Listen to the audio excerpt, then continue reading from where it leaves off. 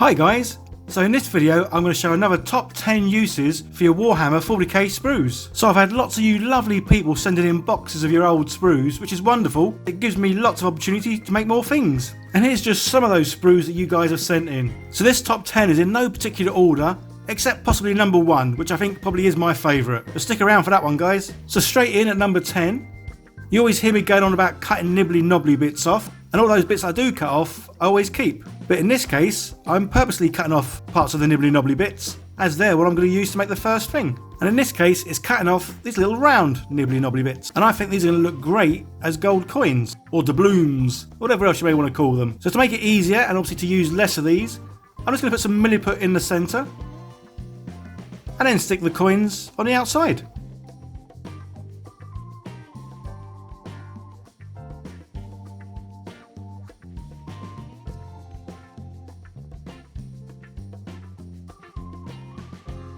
And there we go, once it's done we've got a lovely pile of little discs, which obviously don't look much when they're this kind of colour. But then when you spray them gold, you get a lovely pile of gold coins. And I think these would be great to be used as objective markers, or use them as a pile of coins in a D&D set. And then for number 9, cut the sprues into long lengths, and then trim down on all the angles. So there's no real pattern or method here, other than really cutting off all the corner bits. And then this basically gives the effect that's a bit of wood, a bit of timber, which I think is pretty cool. And then for this build, we cut them into shorter lengths, and then glue them onto each other to make crosses.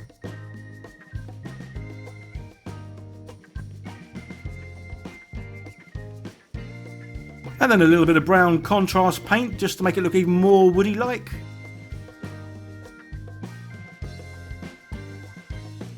So for the base of this little build, I'm going to use a couple of Lego plates and then just glue them together to get the right width.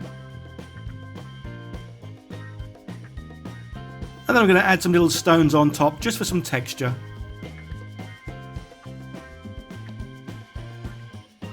So I've glued the crosses to the base, so this is going to be a wire barricade. So now I just need the wire, which I'm just going to wrap easily around this pen just to get the shape that I need.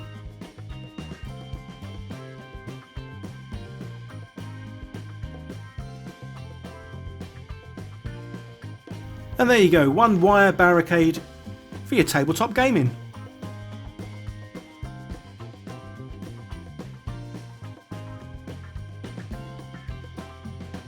And then on to number 8. And this time, rather than cutting into the sprue, I'm going to just shave off the edges. As the idea here is, I'm making little bottles. And now onto using the flame, I want to round off the end of the sprue. So this next bit was a little bit tricky to film because it's so small, so apologies it's a bit out of focus, but basically I've heated the blade up and then I'm pushing the end of the sprue just to form a kind of a cap or a lid. And then we cut the other end of the bottle flat so it can sit on some tables. So I've made a couple of other bottles, different sizes, out of different coloured sprues, and I think the effect is quite cool. The orc certainly seems happy and I'm sure he'd have a go at drinking these. So on to number 7, and I'm going to show myself here cutting nibbly knobbly bits off. So this build you may already have seen as I made it as a standalone build, but I wanted to include it here just so I can keep all my uses in one area.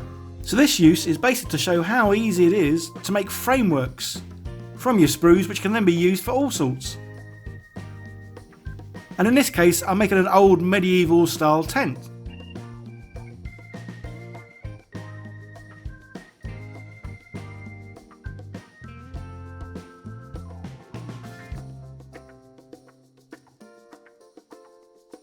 So once the framework is made, you can cover it in a variety of ways using cardboard, foam, but in this case I'm using tissue paper that's been dipped in a combination of PVA and water, which then just gets draped over the framework. And then once it's dried it goes nice and hard and can be painted appropriately, and in this case red and white stripes.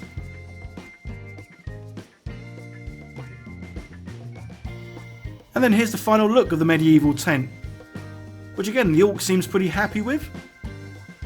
It's probably where you can go to recover after drinking all those bottles. So on to number 6, which again, basically all these ones include cutting off nibbly knobbly bits.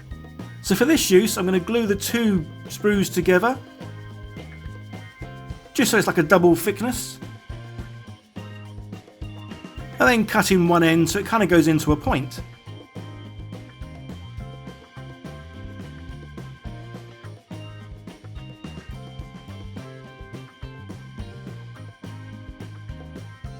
And you may have guessed, I'm turning these sprues into crystals.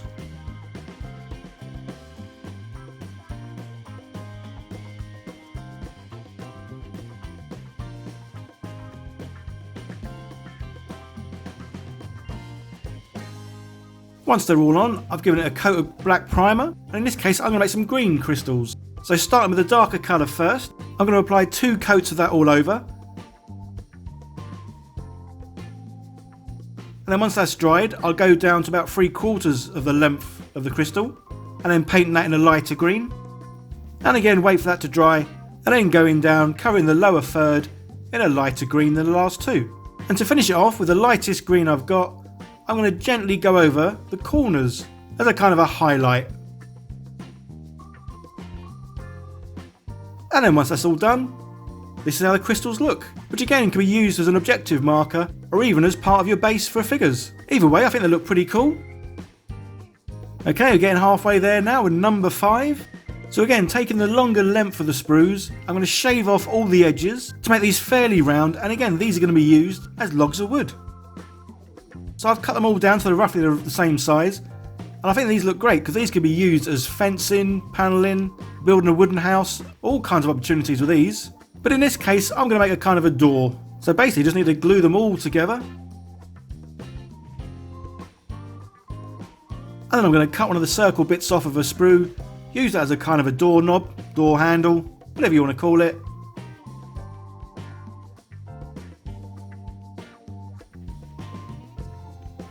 And then to finish it off, I'm just going to cut the door into a point.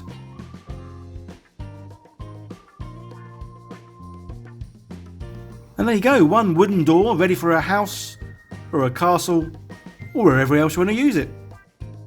And now on to number 4. So something I like about these sprues is that they come in all kinds of different sort of looks and feels and textures, and different nibbly knobbly bits. And I love the look of this part of all the squares and the nibbly knobbly bits inside, because it makes me think it should be some sort of cage to keep something in. So that's exactly what I'm going to do with it. I'm going to make it into a cage for an orc. So it's just a case of cutting it down and then gluing it together.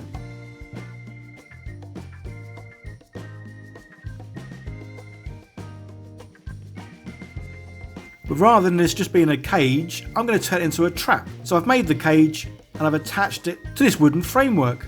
So I put it all in this base, and now it's just a case of painting it.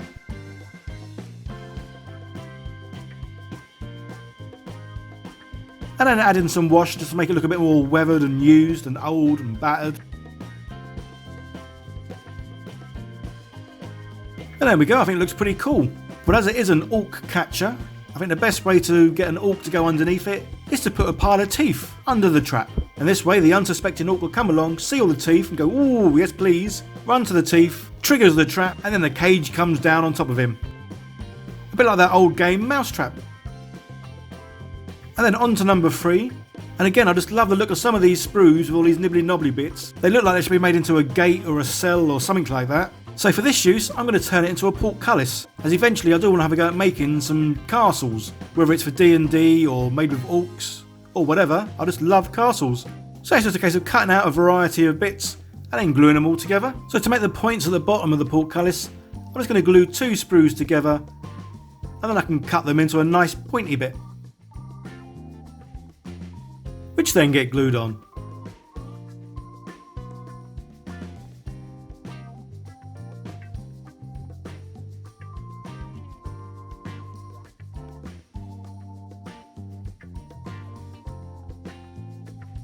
And then that gets painted in a black primer. I'm just doing a bit of dry brushing with a little bit of silver. And then the end result is this, which I think is a pretty cool portcullis. Now I just need to build the castle to go around it. So on to number 2, which again is a video you guys may have seen before. But as I want to keep all the uses of sprues into these top 10 videos, I'm going to include it here again. So you may well know that this one's going to be a paint bottle holder. So it's a fairly simple construction, but it's great for keeping the Citadel bottle's lids wide open whilst ensuring the bottle doesn't fall over. I'll leave a link in the description where you can see this build in more detail.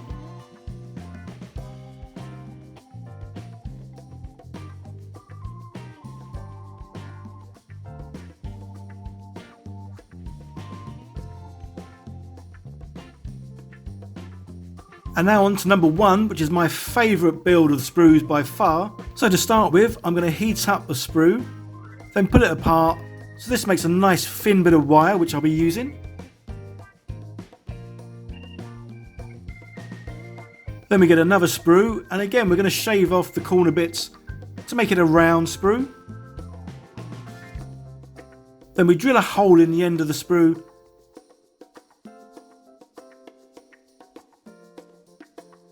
and poke in a bit of wire.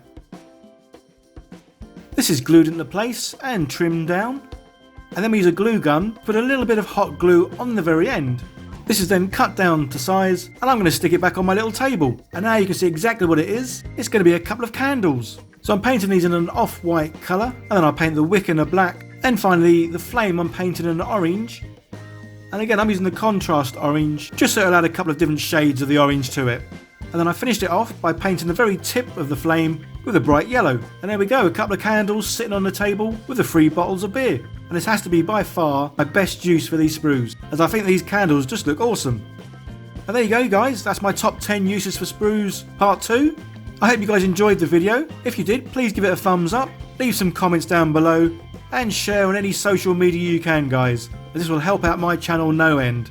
If you are new here, don't forget to hit that subscribe button and turn on the notification bell, as I try to produce videos every week. If you guys do have sprues lying around that you're not going to turn into anything, by all means I would certainly love them, as I have lots more ideas of things to make. Plus I want to have a go at making a big project where I'm going to have a go at making an orc battle wagon purely out of sprues and nothing else. But for that I will need a shed load of sprues. So if you do have any sprues that you want to get rid of or donate to me, that'd be awesome, and I can be contacted by my email address, which is in the description. I also wanted to say a big thank you to my patrons for helping support the channel. Much appreciated guys, as everything I make from this channel goes back into this channel so I can buy more stuff and build more stuff. So if you want to see any behind the scenes pictures and stuff of what I'm actually making before it comes on YouTube, then click on the Patreon link and become a patron. Okay guys, that's it. Bye for now.